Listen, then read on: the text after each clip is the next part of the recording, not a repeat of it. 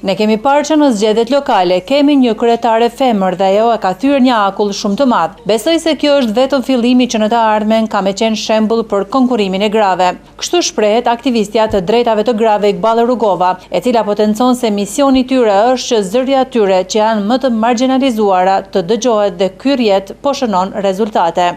Gruaja s'ka hapësirë me qenë në leadership, sepse nuk dëshirojnë me nda pushtetin me gratë. Në fakt na si rjet, për këtë arsye kemi dalë edhe në nivel lokal tash po punojmë që të ngritemi së bashku, të fuqizohemi së bashku, sepse pa e pas atë hapësirën, pa e pas guximin, edhe pa e marr atë hapësirë, nuk ka ndryshime. Na s'mundemi vetëm prej fjalëve me arrit diçka, duhet me vepra me arrit diçka.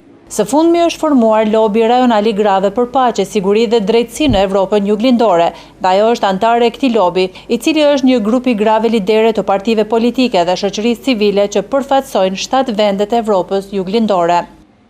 Se vetëm bashkë mund të arrijmë diçka dhe kemi quajtur lobi për barazi gjinore, sepse me thënë lobi grave të Kosovës i largojnë burrat, ana s'po dojmë i largu burrat. As burrat, as djemtë të Kosovës s'po dojmë i largu, po mi thonë po, kemi nevojë për ju, na ndihmoni që së bashku të arrijmë vërtet barazinë gjinore në Kosovë, sepse kjo mund të arrihet natyrisht me gjithë aktivitetin edhe punës të dy gjinive, se barazia gjinore nuk do të thotë vetëm drejtat e grave, por edhe drejtat e burrave.